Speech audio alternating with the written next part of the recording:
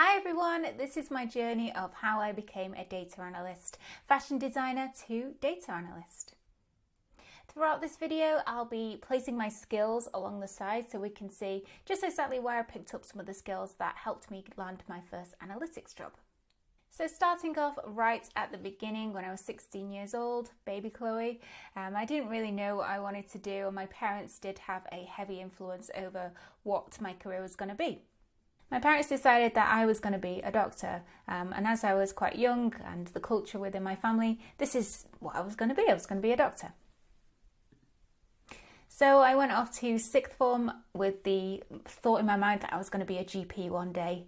I studied biology, chemistry, psychology and sociology.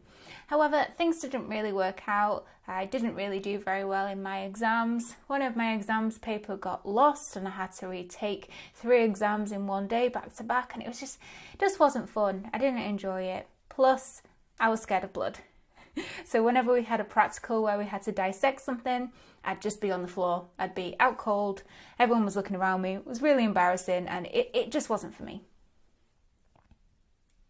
So I decided I'll change my mind, I'll do something else. So I had a look at my GCSEs and I actually did quite well in textiles. And my older stepsister is a fashion designer, and she used to tell me wonderful stories of her travels, being a fashion designer and all these wonderful people that she met. So I thought, you know what, I'll be a designer. I didn't know what else I wanted to do, so I can be a fashion designer as well. So I went to college and I did a BTEC in art and design. And these are some wonderful pictures from that time in my life, doing some life drawing, creating some wonderful paper garments and just having a great time. And this is the basis of where I learned a lot of my design skills that I take into my career today.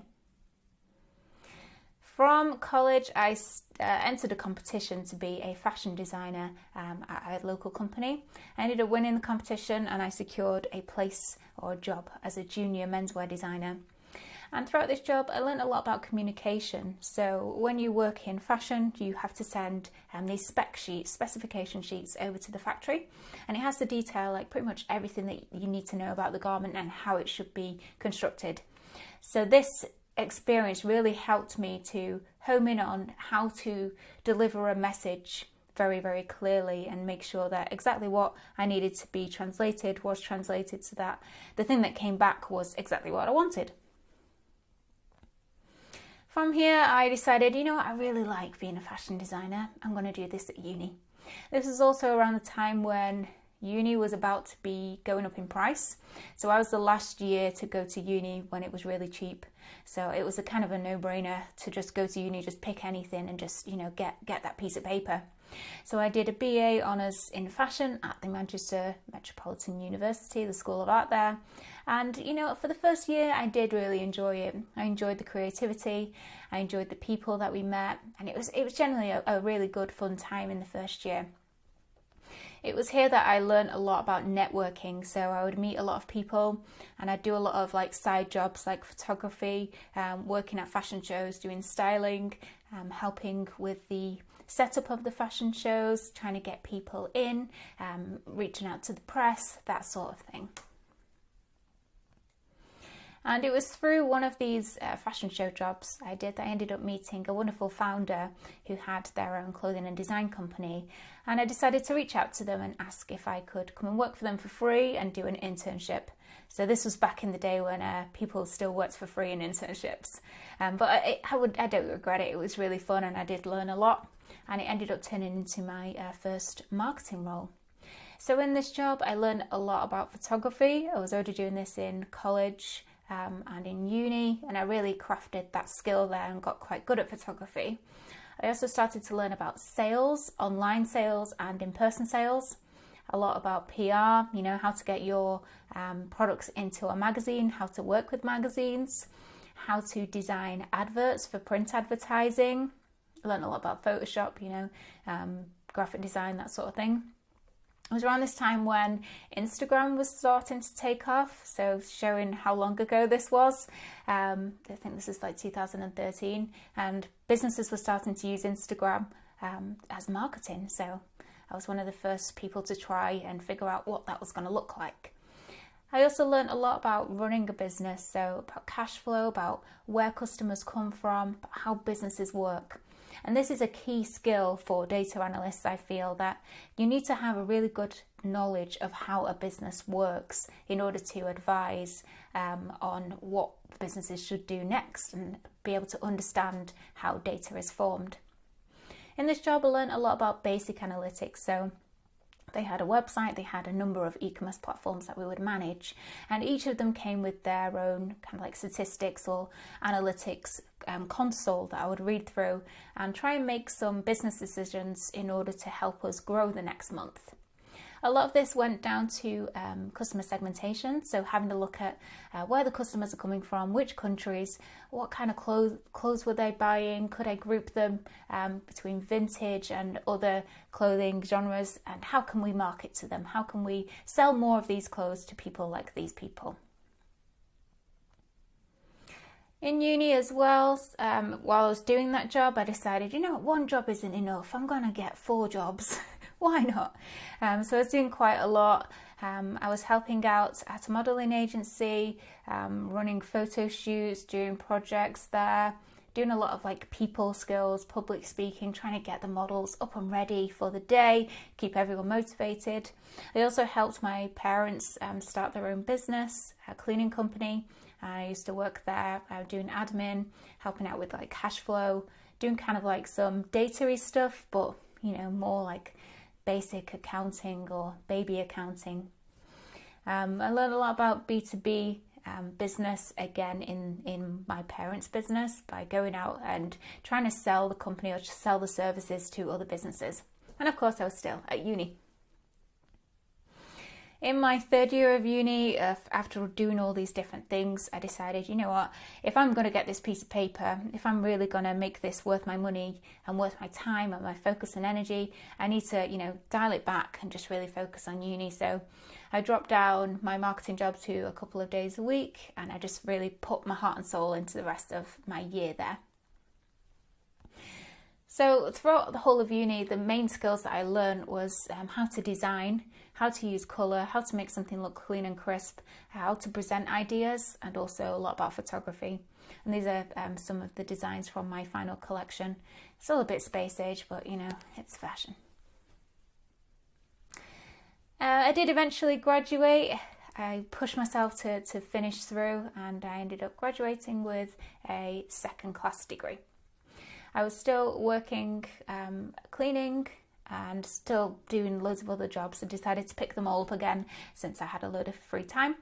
So still doing marketing for the clothing company. I decided to work at the cinema, and I also, in between that, I think I left the cinema and then started a job on the phones with the RAC, which is a car recovery company in the UK. And it was at the car recovery company when I was working on the phones that I really learnt a great soft skill that is really needed for data analysts, which is listening and condensing information. So on the phones, I couldn't see the people. They were talking to me. They were in an emergency situation. They were either on a motorway or had just had a really serious accident. So it was my job to really listen to the information that was being relayed to me, and then to condense this down, take out all the fillers, take out all the panic, and condense it down to, what exactly I needed to know to be able to pass it on to somebody that could help them. And this is similar to what we do day to day as a data analyst. We listen to the problems that the business is having, and then we condense this down into an actionable request. How can I turn this into data? From here, I ended up getting a job as a marketing manager. And here again, I just really honed in on what I was good at. I was great at design, I was great at networking, great at photography, and I just really ran with it. And I ended up being quite successful within this company and got a lot of valuable skills. I got the opportunity to learn more about digital marketing. I picked up Google Analytics to help us drive the e-commerce store and learn a little bit more about websites, some HTML, and learn about how I can drive customers along the funnel from landing on the website to checkout. It was here I also started to pick up more Excel skills, mainly for writing down all of my campaign ideas, how much it was going to cost, what would the return on investment be, adding in some Google Analytics data to understand, how are these campaigns performing, and then presenting all of these back to the CEO to get more funding for more campaigns and to keep growing the business. After this, I moved on to another company within the beauty industry. And again, I was a marketing manager here. This was a really, really fun job. I don't think I've had as much fun at a job before this. It was just a pleasure to work there. Here, I learned a lot more about social media. So if you're a beauty fan, we were in the days of Huda Beauty's initial growth, working alongside her to try and push our product, really trying to get things to go viral. And because of that, I was obsessed with Google Analytics.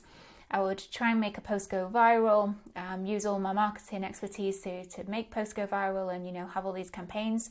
And then I would sit on Google Analytics and just watch the numbers and see how it could grow and look at customer funnels. And I really got obsessed with numbers during this job. Again, I was still pulling all this data out, transforming it in Excel, doing little projects on the side to try and figure out, how can I really help this business, not only on a marketing side, but how can I do more for them? And this really helped me to help the business to develop new products, develop the website, and keep driving sales. So I learned a lot of skills here. I've made the ones in bold, the key ones that I really excelled in this role. But I got to the point where I started to burn out. I was working a lot of hours because I was very, very passionate about the company and passionate about my job. I was traveling around a lot. I was really enjoying it, but I just felt like I wasn't really fulfilled. I was wearing too many hats and I felt that I was, jack of all trades, master of none. And I really just wanted to pick one thing and be really, really good at it.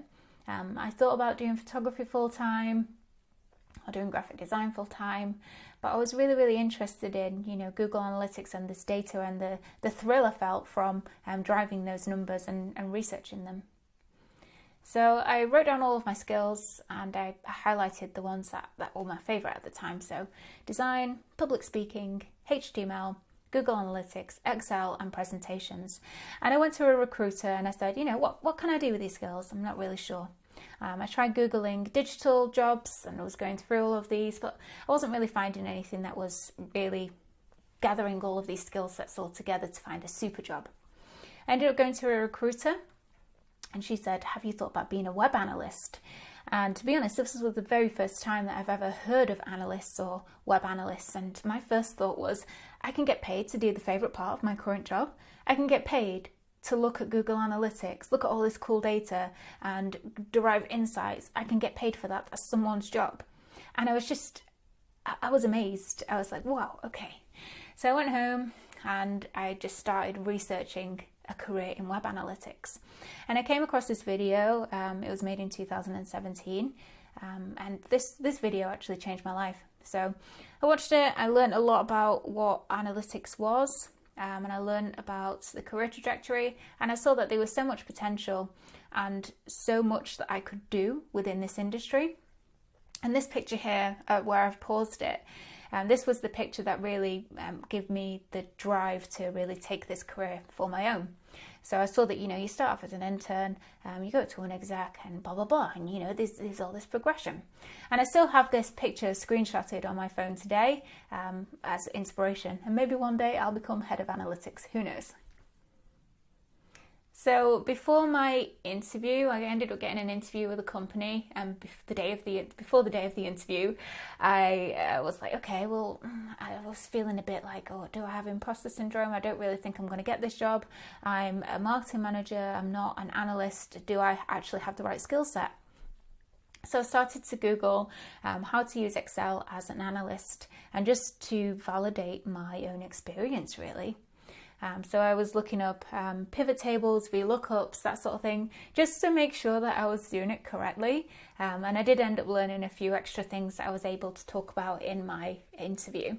But some of the great resources I used was a website by Ben Collins, and he's got a lot of great resources, a lot of great tips and hacks for using Google Sheets and Excel. So I'd really advise that. I'll put that in the description below. I was already using Google Analytics in my marketing role, but just for that extra, cherry on top of the cake, I ended up doing the qualification as well on the Google Courses website, I think it was at the time, just so I could have this on my CV and just to prove to my prospective employer that, I can use this tool. So for my first analytics interview, I had an analytics task, and the task was to analyze a data set and just to come back and pull out any insights, and then I was to present this back to the head of marketing and my new boss. So I really used a lot of the skills that I'd learned throughout my career so far to pull this task together. So I learned a bit about, I pulled in some design skills, some basic analytic skills that I'd already learned, and heavily a lot of the customer segmentation that I'd already been doing. So because I already knew how to look for groups of people and groups of behaviours, I really honed in on that skill for this task and was able to pull out some interesting insights from small groups of people. My public speaking skills also helped with the presentation, the feedback of this presentation to the two people that were interviewing me. I was able to get across my point very clearly and answer their questions without feeling too nervous. My career in digital marketing really helped as well because it helped me to think about this task in a different way. Instead of just seeing that numbers had increased, I was thinking about why they had increased. Could it be a marketing channel that has influenced this? Could it be PPC? Could it be this? Could it be that? My experience with Google Analytics, I was thinking about bounce rates and exit rates and the whole product funnel. Was it a certain page that this customer couldn't get through? And without those experiences in marketing and kind of like figuring out these things for myself and already working as an analyst without kind of knowing it to try and boost my marketing campaigns and to boost sales for the company, that really helped me to excel in this task. And of course I ended up getting the job. The first job was out on the beach, and I started as a web analytics executive. And this is really where I started my journey. From here I learned a lot about Excel, a bit more about Excel, a bit more about SQL, and a lot more technical skills like R. I learned about stakeholder feedback, how to work with stakeholders, how to really home in on those listening skills and condensing information skills. And it was a really great start. So if you're thinking about getting into data analytics and you do come from an arts background, just try it. Have a look at Excel. I think start with Excel. Pick up one of the main tools that are being used these days, whether that be Google Analytics or a data visualization tool like Looker, Tableau, or Google Data Studio. And just put yourself out there. Go speak to a recruiter. Well, I hope you've enjoyed my journey into analytics. I'll be doing a couple more videos like this, just talking through what I've learned in the past 4 years, a little bit more about the technical skills I've learned. We can probably go through a little bit about that task that I've done and compare it to tasks that I do now. And I'll also give you some tips as to, how to get started and a little bit more about what data analytics is. So if you'd like to see those, let me know below, and I'll see you soon.